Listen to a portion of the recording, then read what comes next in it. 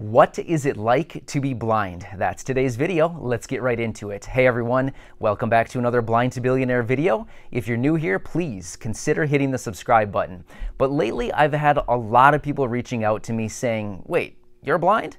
Can you actually see? What can you see? So I thought, you know what, it would be really interesting to create a video and shed a little bit of light on blindness and vision loss.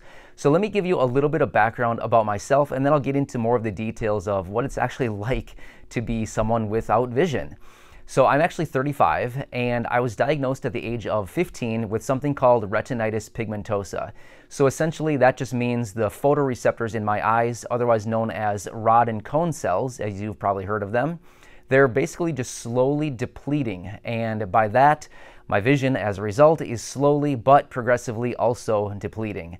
So I lived roughly the first, I would say like 27, 28 years of my life with decent vision. My vision was never perfect, but it was good enough where I could do just about everything. I don't want to say everything, but I definitely had limitations, but there were a lot of things I could do. I had my driver's license for about 3 years. It was scary, but I still drove for about 3 years. I played some sport. Well, I shouldn't say I played sports. I did like recreationally, like I would throw a ball around, I'd maybe throw a frisbee around, things like that. But it wasn't perfect. There were many times where I couldn't even see a ball that was being thrown to me. But other than that, I could see faces, I could see colors, I could navigate around completely independently. And in my late 20s, my vision depleted very quickly, and to the point where I am now at the age of 35, and I have light perception, meaning basically, I can see bright lights. I'll get to that a little bit further in more detail in just a little while, but basically, I can see bright lights. So right now, I'm looking where I think the camera is. I can't see the camera at all. I just have an idea of where it is because before I started recording, I kind of touched and felt the camera where it is, and I thought, okay, I'm just going to stare about right in that area. So anyway, I can't see the camera at all, but I can see bright lights. So essentially, like above me on the ceiling, there's some really bright lights, and I can see, when I look at it, it's like, wow, that's really bright. That was a bad idea. But other than that, the room basically just looks like bright, and that's about it. Now, I just want to say, there are a variety of different ways that people can identify as blind or whatever they want to say. So I'm just going to briefly hit on those, and then we can, get into more details. But many of the common ways that people in the low vision community identify is either blind, legally blind, visually impaired, low vision, or partially sighted. I would say those are probably the most common ways that people in this community identify. And there's no right or wrong to any of them. It's all personal preference, how a person wants to identify. For me, in my situation, I use the words blind and visually impaired interchangeably based on the context of the conversation and my audience. And the reason for that is, for example, here on YouTube, I identify as blind. The reason for that is it's just so much easier to say I'm blind versus trying to explain like, oh yeah, I'm visually impaired, I can see bright lights, but that's basically it. It's just so much easier to say blind because essentially I barely can see anything. I mean, like I just said, I can see bright lights. That's basically it. But in some situations, I would say visually impaired. One situation being years ago before I met Corey, if I were ever meeting new people and possibly going on dates, I always used the words visually impaired because I felt like it was a little bit less extreme and I could elaborate from there, but I felt like for somebody that doesn't know anything about me, I need to be upfront and clear about my vision loss. But if I just come right out and say, hey, I'm blind, I just felt like that was a little bit aggressive to start. So I would always just say, hey, I'm visually impaired. And then we would get into further details and I would explain my vision loss at that point. But getting back to the original question, I've had so many people recently just reaching out saying like, what is it like to be blind? Or what is it like going through the vision loss process? Or what can you see? So let me get into a little bit more detail about what I can actually see. Now, this is actually, I like this analogy, and I'm going to explain it, and I think this should give a pretty good idea of what I can see. And now I can reference this example because I've experienced it many times in my life, and I've seen it when my vision was much better when I was younger. Imagine, okay, so I'm going to give you two examples, one being during the day, like in daylight, and one being at night. I'm going to start with the nighttime example. Imagine it's night, okay, so everything's blacked out, right? And imagine you're driving down a road and there's very, very thick fog. I'm sure most people have probably encountered these situations where you're driving and it's very thick fog. Like you're driving and basically everything in front of you is all white out. It's like just whited out, right? Because your headlights are basically lighting up the fog and it makes like a really kind of like a bright white, and you can't see through it. You know the road is there, but you can only see a little, like a short distance in front of you because the fog is so thick. But then as you drive into the darkness, up ahead in front of you, you can see bright lights, headlights from an oncoming car. So a car driving toward you, you can see the bright headlights coming toward you, but you can't see the image of a car. You can just see bright lights shining through that thick, thick fog. I would say that's how my vision looks most of the time. It's just like a really thick fog that I can't see through, but yet I can see bright lights kind of penetrating through the thick fog. I hope that makes sense. I feel like that's a pretty good analogy, actually. Okay, so let me give you like a daytime example. I'm going to go back to the fog example. Again, it looks like I'm looking through a very thick fog, but the difference is everything is bright. Like the fog is bright, like the sun is shining on the thick fog. There are no images beyond the fog, through the fog. It's basically just like everything is really bright, as if the sun was shining on it. So I need to wear sunglasses when I'm outside during the daylight, whether it is cloudy or if it's sunny, because my eyes are very sensitive to the light.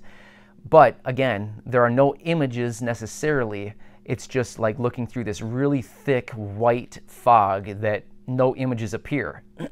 If I'm near something like a big building or a house or something like that, if I look up at the sky, I can see like the really bright skyline, and then I can see a variation where maybe like the border of a house or a building or possibly a tree with leaves on it starts. So as I look up at the sky, like the bright sky, if I move my eyes down, kind of tracing down, I can see the difference between like, oh, there's the bright sky and there's something dark. It must be a house, a building, a tree.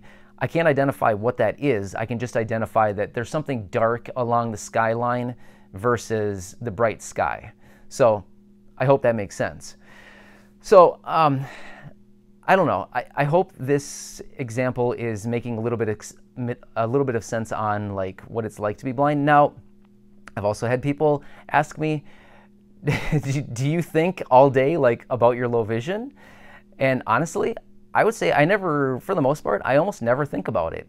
If I'm in a familiar place being like, let's just say my parents' house, my house where Corey and I live, Corey's parents' house, or some place that I've been many times, whether it was previously in my life when I could actually see it or not, it doesn't really matter. If I'm in a familiar place, I'm just fine. In fact, most people don't even know that I have low vision, and you know, they don't even recognize, like, you get around so fine, I swear you can see. And it's like, no, really I can't see, but I know the terrain so well because I've walked it so many times. I know that it's roughly blank, you know, this many steps to get to this doorway. I know it's this many steps to get here.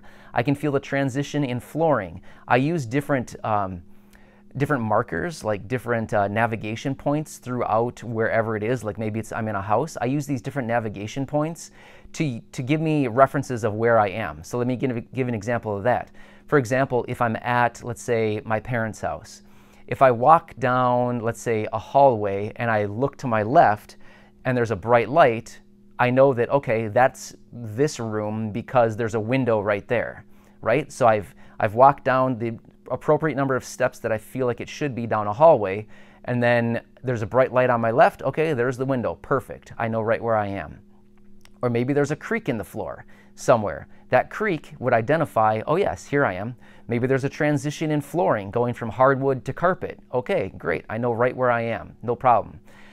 Also, at night, when I'm navigating through the house at night, again, I don't turn lights on. There's no need to. They don't help me at all. In fact, I prefer to keep it dark because the lights just really make my eyes just incredibly sensitive. So when I'm at home or I'm at my parents' house or I'm at someone's house, I never turn lights on. So it's actually kind of weird because sometimes people are like, you're just sitting in the dark, and it's like, well, it doesn't really matter for me because the lights don't help at all. In fact, they just glare and they make my eyes really sensitive. So I don't even turn them on. But at night when I'm navigating around, actually at my house, like where Corey and I live, we have night lights strategically placed around the house, which I actually put around the house purposely in different places. And the reason I do that is because when I'm navigating at night, I can be walking and be like, oh, there's a night light. Okay, I know exactly where I am. And they help me navigate at night because I can pinpoint exactly where those lights are, and then I know exactly where I am.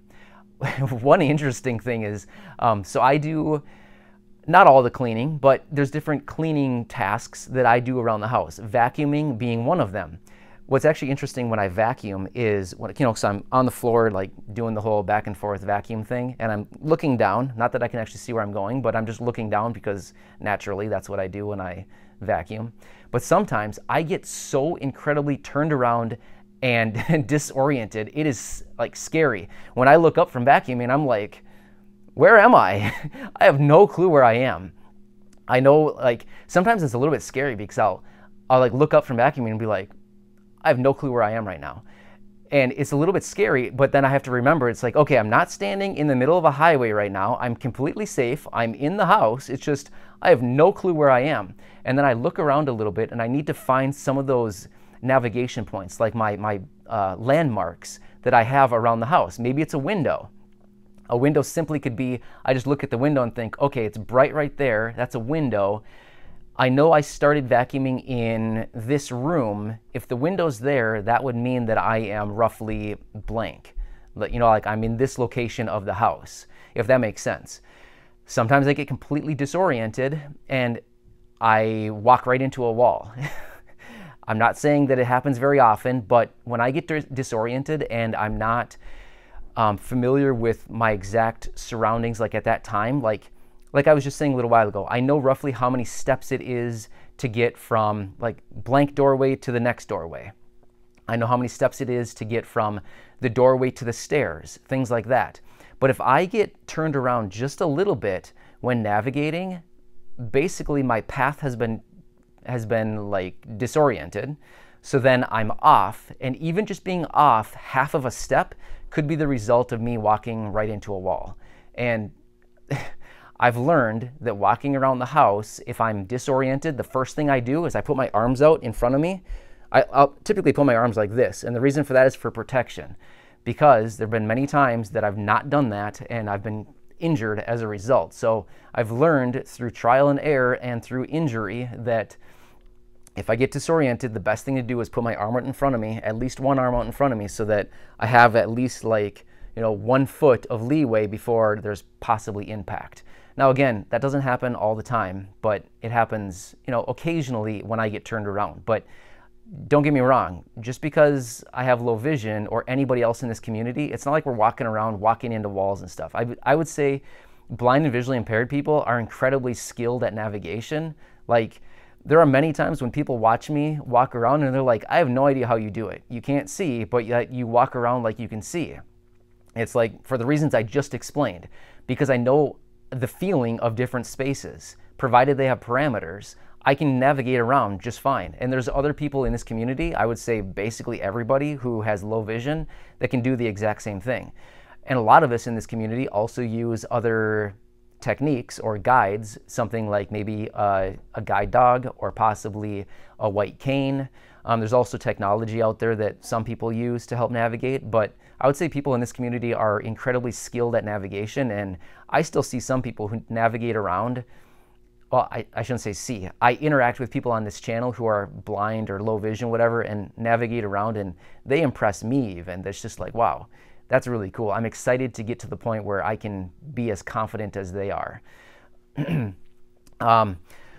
What else do I want to say about this? I had another thought, and I hate when this happens, when I don't have Corey with me and I have a thought and I literally forget it. And I don't have notes because I can't look down at my notes because I really can't see them anyway, so it doesn't really matter. But anyway, I hope that helps. Oh, one other thing I want to mention. People ask me, so you're blind, does that mean all you see is black? And I would say no. Like I just said, my vision is not black. And what's actually interesting is the majority of people in the blind and visually impaired community are actually not completely blind. Only a very, very small percentage of people in this community have literally zero vision. Like a very, very small percentage have zero vision and cannot see. The majority of people who are blind, visually impaired, legally blind, whatever you want to say, the majority of people still have some residual vision, me included. But just because we identify as blind does not mean that we have black vision or that we can still see perfectly. It's just a variation of our vision loss. And what's actually interesting is I've connected with numerous people on this channel who have no sight. But I've actually had conversations with these people and said, so, okay, so you have no sight, like you have no vision.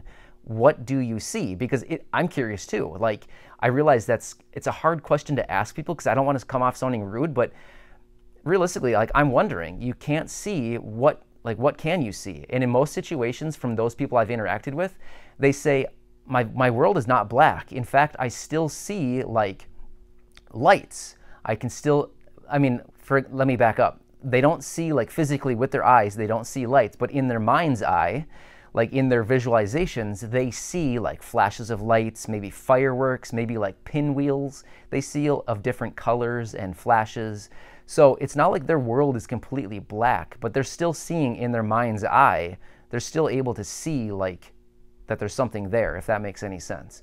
So anyway, I hope this gives a little bit of light into maybe like the perspective of a blind person, and just recognize if somebody identifies as any of whatever I said earlier, blind, legally blind, low vision, visually impaired, partially sighted, just recognize like they are in the spectrum of blindness or vision loss, but just recognize also everyone's situation is different.